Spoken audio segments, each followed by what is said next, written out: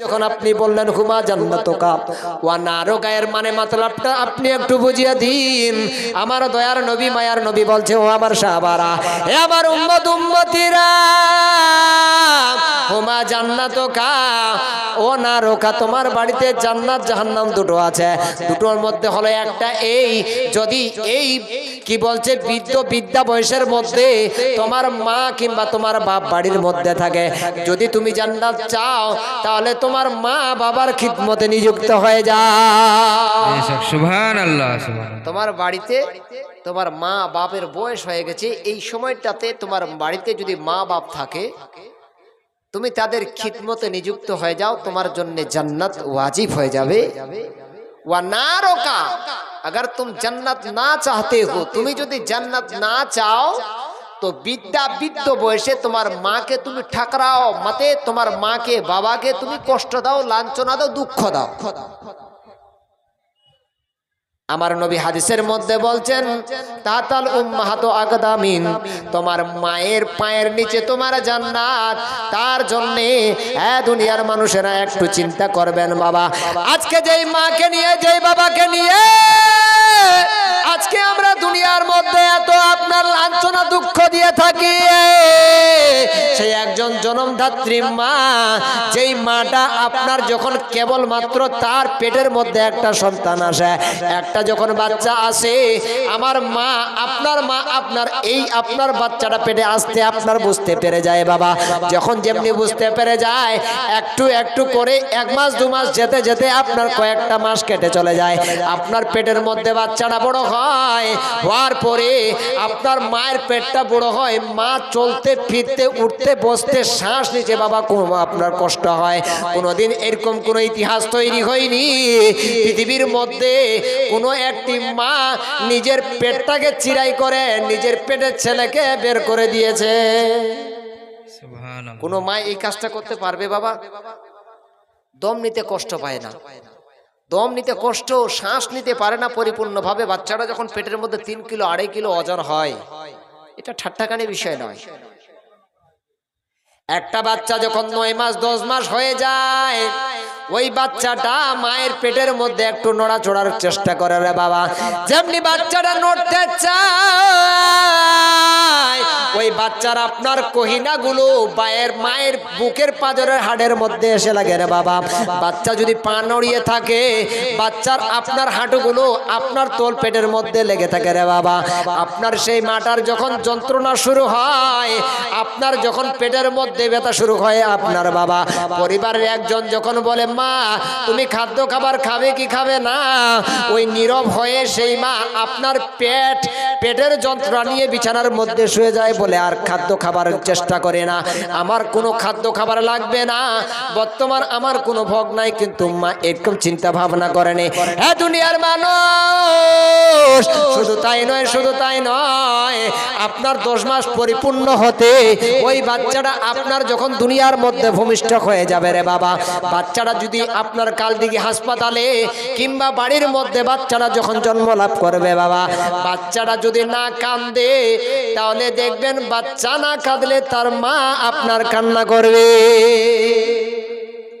বাচ্চা যদি না কাঁদে তার মা কাঁদে না কেন? বাচ্চা যদি কাঁদে তো মা বুঝতে পারে, আল্লাহ তোমার লক্ষ কোটি শুকরিয়া যে আমার বাচ্চাটা বোবা হয়নি, ঠিক কিনা? আর বাচ্চা যদি না কাঁদে তাহলে মা কান্না করে কেন? এই জন্য যে আল্লাহ না জানে আমার বাচ্চা কাঁদছে না, হয়তো আমার বাচ্চাটা বোবা হয়েছে, এরকম একটা কান্নাকাটি থাকে। কিন্তু কত প্রসব ব্যথা যন্ত্রণা সমস্ত কিছু মা ভুলে যায়। এই জন্য একজন কবি বলছে, যখন তুমি এসেছিলে ভবে, কেঁদেছিলে তুমি হেসেছিল সবে, এমন জীবন করিবে গঠন, মরণে হাসিবে তুমি কাঁদিবে ভুবন। মরণে হাসিবে তুমি কাঁদিবে ভুবন। সুবহানাল্লাহ সুবহানাল্লাহ। ছোট্ট বাচ্চা এসে মসজিদ উন্নতি করবে, আল্লাহ বাবু 200 টাকা করেছে দান, আল্লাহ তুমি কবুল করো রাহিমুর রহমান, মিটিয়ে দাও সকলের মনের আশা উদ্দেশ্য জায়েজ তামান্না, সকলে বলো আল্লাহুম্মা আমিন। এমন জীবন করিবে গঠন। হ্যাঁ, এই যে আমার মামা নজিবুর রহমান সাহেব, কোয়েল ইসলামিয়া মাদ্রাসার সেক্রেটারি সাহেব, উনি মসজিদকে লক্ষ্য করে 500 টাকা দিয়েছেন। আল্লাহ দান কবুল করুক, মনে আশা আরমান মিটিয়ে দুক আল্লাহ। আমিন। সকলের লক্ষ্য ভেদকে আল্লাহ পূরণ করে, সকলে বলে আল্লাহুম্মা আমিন। বলতেছিলাম এই যে সেই বাচ্চাটা যখন দুনিয়ার মধ্যে এসে ভূমিষ্ঠ হলো, মা সমস্ত প্রসব ব্যথার সমস্ত যন্ত্রণাকে ভুলে গিয়ে মায়ের মুখের মধ্যে মুচকি হাসি ফুটে যায়। ফোটে না? আপনার বাচ্চাকে নিয়ে যখন বাড়ি আসবেন, দেখা গেল পৌষ মাসের সময় আপনার সূর্যের তাপ দেখা যায় না, সূর্যের আলো দেখা যায় না।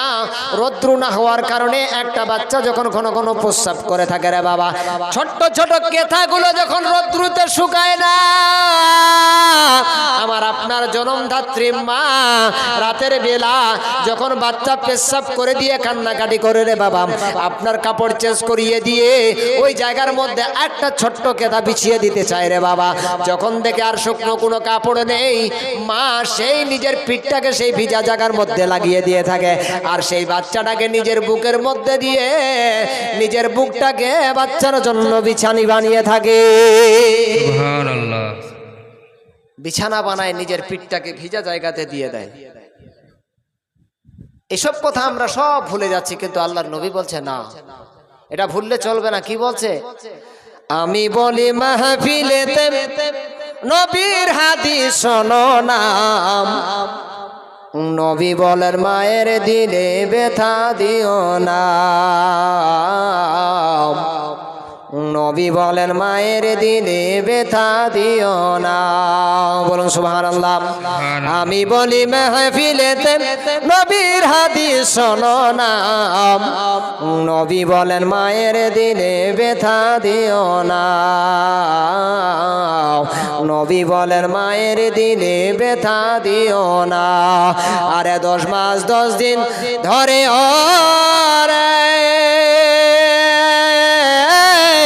আরে রহিলি মায়ের পেটের ভিতরে, আরে পেটে রেখে মা জননী, পেটে রেখে মা জননী শৈল কত যন্ত্রণা, নবী বলেন মায়ের দিলে ব্যথা দিও না, নবী বলেন মায়ের দিলে ব্যথা দিও না। তারপর কি বলছেন? আরে সন্তানকে না খিলিয়ে কখনোই মা খেত না, আরে সন্তানের লাগে মাতায় পেশাবের উপর রাত কাটায়, ছেলের জন্য মা জননী, ছেলের জন্য মা জননী সিনা করিল বিছানা, নবী বলেন মায়ের দিলে ব্যথা দিও না, নবী বলেন মায়ের দিলে ব্যথা দিও না। আরে যখন তুমি পেটে ছিলে রে, মায়ের রক্ত মাংস সবই খেলি রে, এখন তুমি বড় হয়েছো, এখন তুমি বড় হয়েছো, ভুলে গেছো ঠিকানা, নবী বলেন মায়ের দিলে ব্যথা দিও না, নবী বলেন মায়ের দিলে ব্যথা দিও না। আমি বলি মাহফিলেতে নবীর হাদিস শোনো না, নবী বলেন মায়ের দিলে ব্যথা দিও না। আল্লাহুম্মা সাল্লি আলা সাইয়্যিদিনা মাওলানা মুহাম্মদ ওয়া আলা আলি সাইয়্যিদিনা ওয়া আলা আলি সাইয়্যিদিনা মাওলানা মুহাম্মদ। এবার আল্লাহ রাসূল সাল্লাল্লাহু তাআলা আলাইহি ওয়াসাল্লাম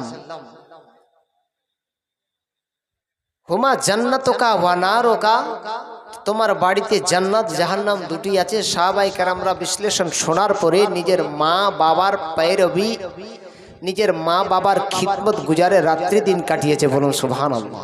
সুবহানাল্লাহ। কিন্তু আমরা কেন এরকম করি? আজকে আমাদের মা আমাদের বাবার দিক থেকে লক্ষ্য করতে গেলে আজকে আমাদের এরকম আচরণ কেন? হাদিস শরীফের মধ্যে আল্লাহ রসুল বলছেন, কোনো ব্যক্তি যদি কোনো একটা মানুষ যদি সারা জীবন যদি বান্দেগি ইবাদত করে কাটিয়ে দেয়, নিজের মাকে বাবাকে যদি দুঃখ দেয়, সমস্ত ইবাদত বিফল যাবে। কোনো ব্যক্তি যদি হজের উপর হজ করে মসজিদের উপর মসজিদ তৈরি করে দেয়, নিজের মাকে বাবাকে যদি সে ভালো না বাসে, সমস্ত কিছু বিফলে যাবে। মালিক বিন দিনার নামে একজন ব্যক্তি, আল্লাহওয়ালা ব্যক্তি, সে ব্যক্তি যখন হজে যায় তো স্বপ্ন যোগে মনে হয় যে আল্লাহর সঙ্গে তার একটা কথা হচ্ছে। হযরত মালিক বিন দিনার স্বপ্ন যোগে দেখেন আল্লাহ তার সঙ্গে যেন কথা বলছে, আপনার কথা হচ্ছে বান্দার মধ্যে, আল্লাহর মধ্যে। হযরত মালিক বিন দিনার জিজ্ঞাসা করে, আল্লাহ ওগো রাব্বুল আলামিন, এবার আমি হজ করতে এসেছি গো মাবুদ, আমি হজ করতে এসেছি। আমার সঙ্গবদে কতগুলো ব্যক্তি এবার হজ করতে এসেছে, কাদের কতজন তুমি হজ কবুল করেছ। আল্লাহ যদি সেই প্রসঙ্গে একটু আমার জানা থাকতো, একটু যদি আল্লাহ তুমি আমাকে জানিয়ে দিতে, আমি বড় খুশি হয়ে যেতাম। আমার আল্লাহ গায়বী আওয়াজ দিয়ে বলে, মালিক রে, এই বছর তুমি যেই সময়টাতে হজ করতে এসেছো, এই সময়টাতে 40 লক্ষ হাজি হজ করতে এসেছে। সুবহানাল্লাহ, আলহামদুলিল্লাহ। 40 লক্ষ হাজি হজ করতে এসেছে। তো মালিক বিন দিনার এখানে হয়ে গেছে আশিক, এখানে হলো আশিক, আর আল্লাহ হলো মাসুক। আল্লাহ যখন মালিক বিন দিনারের সঙ্গে কথা হচ্ছে স্বপ্নে যোগে, তো মালিক বিন দিনারের মনটা চাইছে আমি একটু আরো বেশি করে কথা বলি। প্রেমিক যখন প্রেমিকার সঙ্গে কথা বলে, অনেক তালবানাতে কথাটাকে বৃদ্ধি করার চেষ্টা করে, বলে না, কি করছো? শুয়ে আছি। কোথায় শুয়ে আছো মানে এটাও বলতে হবে নাকি? তো এখানে প্রেমিক প্রেমিকা যেরকম কথা বলে, আশিক মাসুকের সেরকম কথা হচ্ছে। যেরকম কোরআনের মধ্যে আল্লাহ রাব্বুল আলামিন বলছে, ওয়াবি তিলকা বিয়ামিনিকা ইয়া মূসা। আল্লাহ বলছে যে মূসা, তোমার ডান হাতে কি?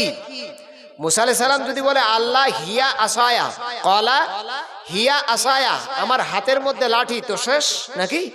আল্লাহ তো বলছে তোমার হাতে কি, যদি বলে লাঠি তো আর কিছু বলার দরকার নাই। মূসা আলাইহিস সালাম বলছে আল্লাহ হিয়া, ক্বালা হিয়া আসায়া, এটা আমার হাতের মধ্যে লাঠি, এটার উপরে আমি নির্ভর করে চলি, এটা দিয়ে আমি পাতা ঝাড়ি ইত্যাদি কাজ করি। কেন এতগুলো কথার মান? এটার মানে হচ্ছে এটা, এখানে আশিক হচ্ছে মূসা, মাসুক হচ্ছে আল্লাহ।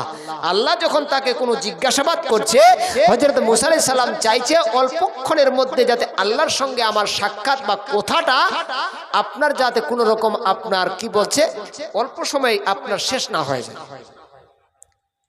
এবার মালিক বিন দিনার জিজ্ঞাসা করে, রাব্বুল আলামিন, 40 লক্ষ হাজি এবার হজ করতে এসেছে গো মাবুদ, ওগো আমার আল্লাহ পারওয়ারদিগার, একটা বিষয় আমি তোমার কাছে জানতে চাই, এই 40 লক্ষ হাজির কি তোমার হজ তোমার দরবারে কবুল হয়েছে কি হয় নাই গো মাবুদ? আবার আল্লাহ রাব্বুল আলামিন বলছে, মালিক বিন দিনার রে, এই 40 লক্ষ হাজির মধ্যে একটা ব্যক্তি এমন আছে রে ব্যক্তি, যে ব্যক্তিটার হজ আমি আল্লাহ আমার দরবারে কবুল হয়নি। 40 লক্ষ হাজির মধ্যে একটা লোকের হজ আল্লাহ দরবারে গ্রহণযোগ্য হয়নি, কবুল করেনি। তো মালিক বিন দিনার জিজ্ঞাসা করাতে অ্যানসার যখন এটা হলো, মালিক বিন দিনার মনে মনে ভাবছে, না জানি 40 লক্ষর মধ্যে যে একজনের হজ কবুল হয়নি, সেটা তো আমি হতে পারি, সেটা তো আমিও হতে পারি। মালিক বিন দিনার নারায়ে তাকবীর, নারায়ে রিসালাত, নারায়ে হায়দারি, লালপুর জামে মসজিদ কমিটি। আর একজন 500 টাকা দানকারী বলুন জিন্দাবাদ।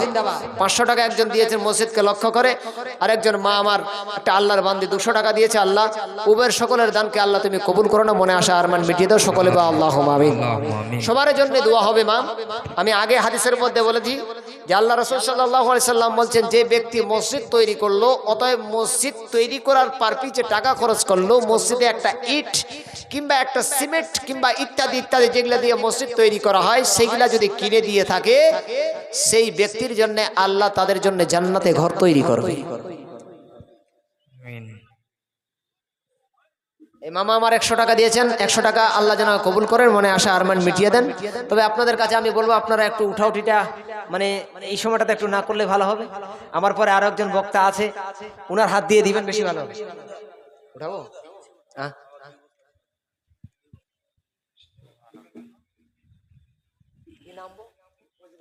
ফজিলউদ্দিন সাহেব, নারায়ে তাকবীর, নারায়ে রিসালাত।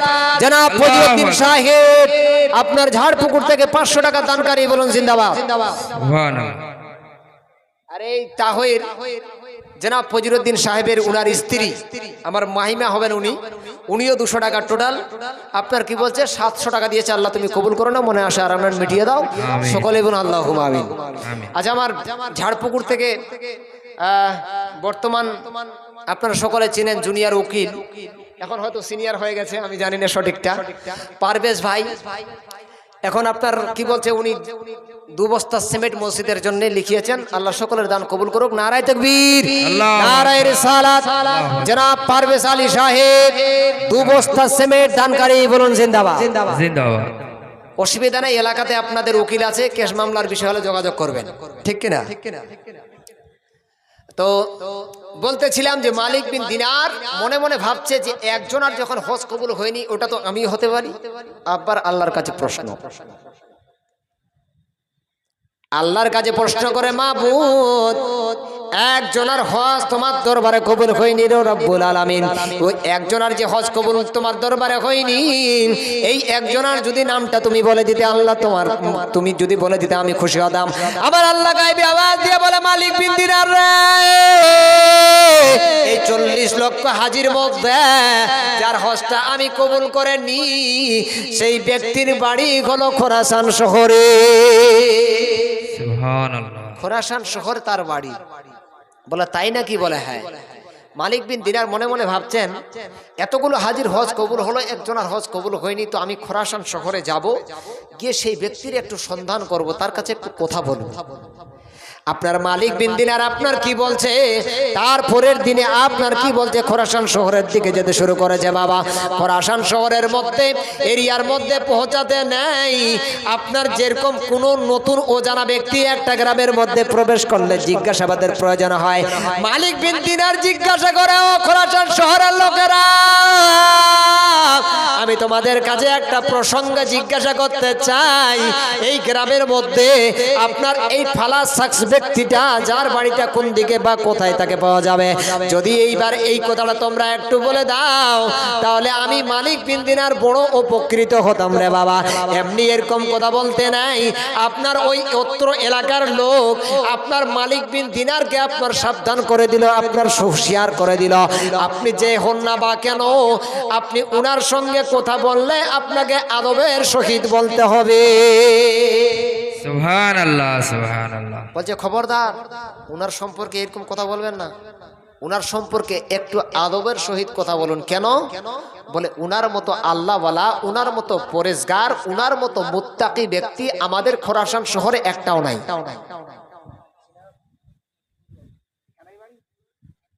ঝাড়পুকুর জনাব মতিবুর রহমান সাহেব ঝাড়পুকুর থেকে 500 টাকা করেছে দান। আল্লাহ নারায়ে তাকবীর, নারায়ে রিসালাত, নারায়ে হায়দারি। জনাব মতিবুর রহমান সাহেব 500 টাকা দানকারী, বলুন জিন্দাবাদ। জিন্দাবাদ।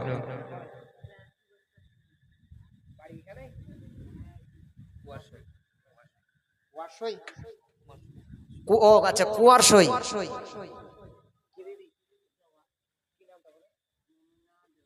মোমেনা বেওয়া, দেখে নেন তো নামটা। 2 বস্তা সিমেন্ট, নারায়ে তাকবীর, নারায়ে রিসালাত। মোমেনা বেওয়া 2 বস্তা সিমেন্টের দানকারী, বলুন জিন্দাবাদ। আর একজন ঝাড়পুকুর থেকে দিয়েছে আপনার 500 টাকা, আল্লাহ তুমি কবুল করো রহিমুর রহমান, মনে আশা আরমান মিটিয়ে দাও। ঝাড়পুকুরের লোককেই বেশি দেওয়া যাবে বা দেখা যাবে বা দিতে হবে, এই জন্য, কারণ যে আপনারা সকলে জানেন মাইকম্যান কত টাকা দিয়েছে? মাইকম্যান মাত্র 1000 টাকা, আর এই প্যান্ডালের ভাড়া নেবে 10,000 টাকা। 15,000, এত বেশি? 15,000-এর আপনার জাকাত কত বের হবে? রফিকুল ইসলাম মাত্র, দাদা এটা তো লালপুর জীবনও জালসা করেনি, এই প্রথমবার। এই প্রথমবার অন্তত আরেকটা 1000 টাকা আল্লাহ জীবনে অনেক তোমাকে এদিক ওদিকে রোজগারের সোর্স খুলে দিচ্ছে, দিবে ইনশাআল্লাহ, দোয়া করব। ইনশাআল্লাহ। আর 1000 টাকা কমপক্ষে রবিকুল দা। কি আর 500? আচ্ছা ঠিক আছে, আর 500 আমি বলে দিচ্ছি। মৌলানা আব্দুল জব্বার আসবে, উনার হাতেও কিছু দিয়েন, কারণ যে উনিও একজন বক্তা। ঠিক আছে, জনাব রফিকুল ইসলাম সাহেব এই প্যান্ডেল এই মাইক ম্যানের যে মালিক, উনি টোটাল 1500 টাকা দানকারী, বলুন জিন্দাবাদ। নারায়ে তাকবীর, নারায়ে রিসালাত। জনাব রফিকুল ইসলাম সাহেব 1500 টাকার দানকারী, বলুন জিন্দাবাদ। 1500 টাকা দিয়েছে, আল্লাহ তুমি কবুল করো, মনে আশা আরমান মিটিয়ে দাও, সকলে বলো আল্লাহুম্মা আমিন। অত্র এলাকার লোক বলছে যে উনার সম্পর্কে অন্তত আপনি ভালোভাবে কথা বলুন, কারণ উনার মতো আবিদ, পরেজগার, মুত্তাকি, আল্লাহওয়ালা ব্যক্তি একটাও নাই, তাই না? কি বলে? হ্যাঁ।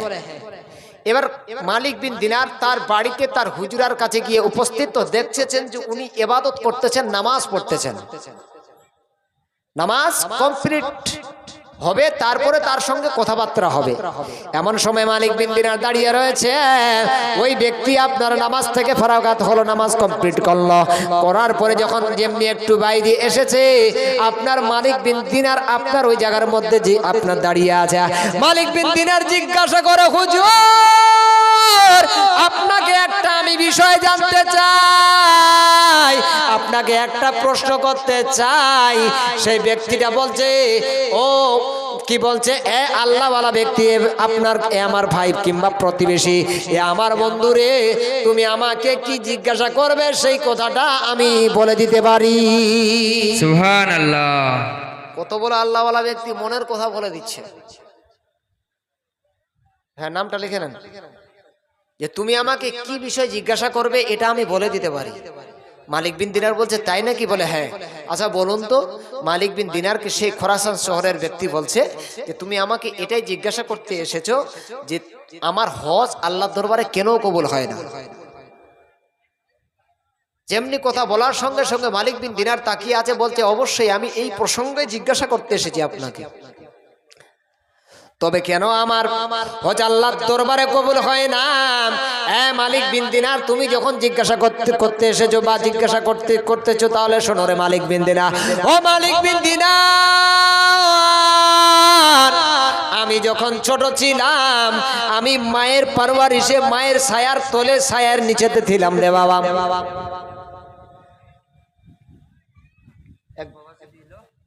এই গ্রামের না, দেখেন তো, একজন গায়ের মুসলিম সনাতনী বাবা আমার 200 টাকা দিয়েছেন মসজিদকে, আপনার কি বলছে লক্ষ্য করে। মারহাবা, আল্লাহ উনাকে নেক হেদায়েত দান করুক, বলুন আল্লাহুম্মা আমিন। হ্যাঁ,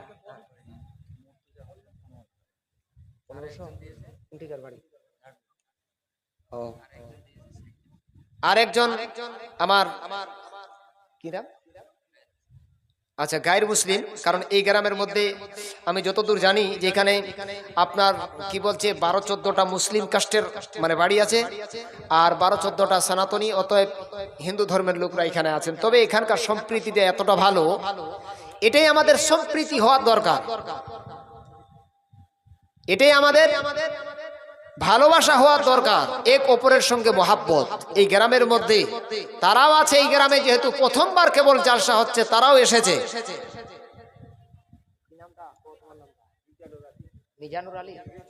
রিজানুর আলী ঝাড়পুকুর থেকে 200 টাকা। আচ্ছা 200 টাকা আর হইলাতে আরো দিচ্ছেন? আচ্ছা ইতিপূর্বে হয়তো দিয়েছে। আচ্ছা 200 টাকা, হ্যাঁ অবশ্যই দিতে হবে, কারণ লালপুর বাবা গ্রাম ছোট, এখানে বশিরউদ্দিন আহমেদ সাহেব 200 টাকায় 200 টাকা করে না দিয়ে যদি আর 300 করে বাড়িয়ে 500 করে দিতেন, অন্তত মসজিদের কাজটা পরিপূর্ণ হতো। কারণ যে এই লালপুরের জন্য একমাত্র সাহারা হলো ঝাড়পুকুর, নাকি? আর এটা কে দিলেন বাবু? এটা মর্তুজা হোসেন ঝাড়পুকুর থেকে 1500 টাকা উনি দিয়ে পাঠিয়েছেন।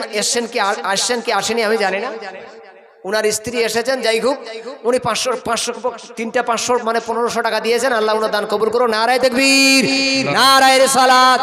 মর্তুজ শেখ সাহেব ঝাড়পুকুর থেকে 1500 টাকা দানকারী, বলুন জিন্দাবাদ। কার বাবু? লতিফুর রহমান না আতিউর রহমান? এই আতিউর রহমান বাবু আমার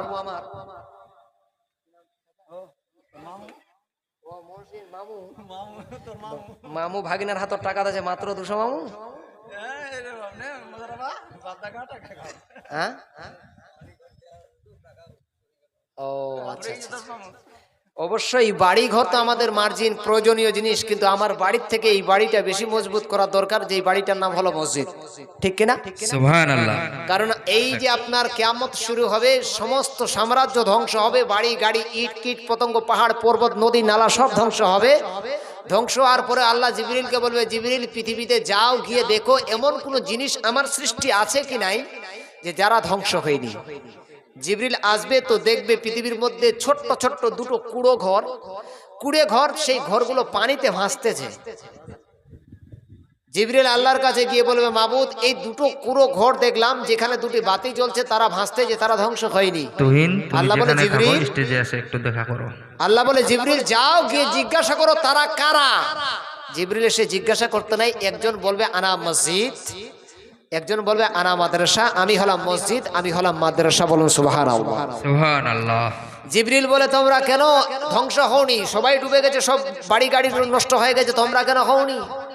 মসজিদ বলে, এ জিবরিল আল্লাহকে গিয়ে বলো আমি মসজিদ আমাকে নির্মাণ করতে, আমাকে তৈরি করতে, আমাকে বানাতে যে ব্যক্তিরা একটা ইট কিনে দিয়েছিল, একটা সিমেন্টের বস্তা কিনে দিয়েছিল, যতক্ষণ পর্যন্ত আল্লাহ তাদেরকে জান্নাতের খুশখবরি না শোনাবে ততক্ষণ পর্যন্ত আমি খোদার ঘর মসজিদ কিংবা মাদ্রাসা ডুববো না।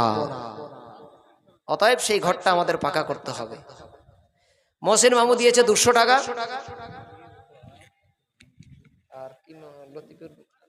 আতিউর রহমান সাহেব বাপু আমার দিয়েছে 2000 টাকা। নারায়ে তাকবীর, নারায়ে রিসালাত। আতিউর রহমান সাহেব 2000 টাকা দানকারী বলেছেন।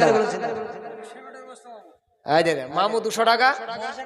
হ্যাঁ মহসেন আলী ভাগিনা যদি চায় মামু ফের না কয় নাকি? আমার মামা কি বলছে, ইতিপূর্বে 200 দিয়েছেন, আবার একটা সিমেন্টের বস্তা লিখে নেন মহসিন আলী আপনার ঝাড়পুকুর। হ্যাঁ আমার কি বলছে, এই যে বাপু বসে আছেন, উনার মেসেজ, আমি মা বলে ডাকি উনাকে, উনি আমার মসজিদকে লক্ষ্য করে 500 টাকা টোটাল উনার বাড়ি থেকে 2500 টাকা এসেছে। আল্লাহ তুমি এই দানকে কবুল করো, রাহিমুর রহমান সকলের দানকে কবুল করে মনে আসা আরমান মিটিয়ে দাও, সকলে আল্লাহুম্মা আমিন। আচ্ছা এই বাড়িটা যখন সারাসারি হয়ে গেল বাপু, তাই একজন নোয়াজ দাফে ছাড়া পড়ে গেল, আসবি? তুহিন আহমেদ, তুমি যেখানে থাকো না কেন স্টেজে এসে দেখা করো। তো যাই হোক, নোয়াজদার কাছে আমি এখন নেব না, বাপুর কাছে হয়েছে, মায়ের কাছে হয়ে গেছে, নোয়াজদার কাছে মৌলানা আব্দুল জব্বার নেবে। ঠিক আছে? হ্যাঁ অবশ্যই আছে, এখানকার তো ক্যাটাগরি গোটাটাই ওই কলকাবজাটা। হ্যাঁ তবে আজকে ঘাড় ভাঙবে নোয়াজদার।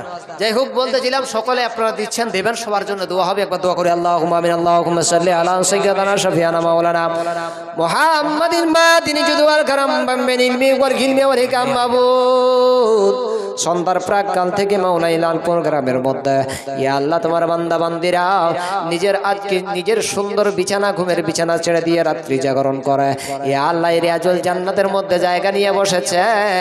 মাবুদ গো, কেউ 2000, কেউ 500, কেউ 1000, কেউ 1500 করে যত দূর সাধ্য মোতাবেক দান করেছে রব্বুল আলামিন।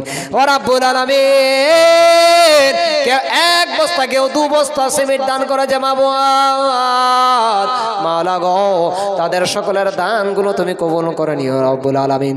তাদের খেতে খামার ব্যবসা বিজনেসের মধ্যে আল্লাহ তুমি লাভবান করিও। তাদের দুনিয়া থেকে যারা আপনজনেরা, পিতা মাতা, দাদা দাদি, নানা নানি দুনিয়া থেকে বিদায় নিয়ে নিয়েছে রব্বুল আলামিন, তাদের কবরের মধ্যে রব্বুল আলামিন কোনো পরেশানি হাল হলে আল্লাহ তাদের কবরকে আল্লাহ তুমি জান্নাতের টুকরা বানায়া দিও ইয়া রব্বুল আলামিন। মাবুদ যারা যে আশা উদ্দেশ্য নিয়ে এসেছে, বসেছে, দান দিচ্ছে, মাবুদ গো তাদের সকলের জায়েজ তামান্না আল্লাহ তুমি পূরণ করে দিও। সাল্লাল্লাহু তাআলা আলা খায়রিল কি নূর আরশিহি মুহাম্মাদিন ওয়া আলিহি ওয়া সাহবিহি আজমাইন বিরহমাতিকা ইয়া আরহামার রাহিমিন ওয়া লা ইলাহা ইল্লাল্লাহ মুহাম্মাদুর রাসূলুল্লাহ। তো মালিক বিন দিনারকে এবার খোরাসান শহরের যার হজ আল্লাহ দরবারে কবুল হয়নি, ও বলছে আমি যখন মায়ের ছায়াতে ছিলাম, মায়ের আয়াতে ছিলাম, নাবালক ছিলাম, বাল্যকাল যখন ছিল তো আমি মায়ের পারওয়ারিশি ছিলাম। কিন্তু সেই ব্যক্তি বলছে, মালিক রে, আমি যখন একটু একটু করে বড় হলাম, আমার চলাফেরার মাধ্যম দিয়ে আমার অনেকগুলো বন্ধু বান্ধব হয়ে গেল রে মালিক। এই বন্ধু বান্ধবদের মাধ্যম দিয়ে আমি চলতে ফিরতে উঠতে বসতে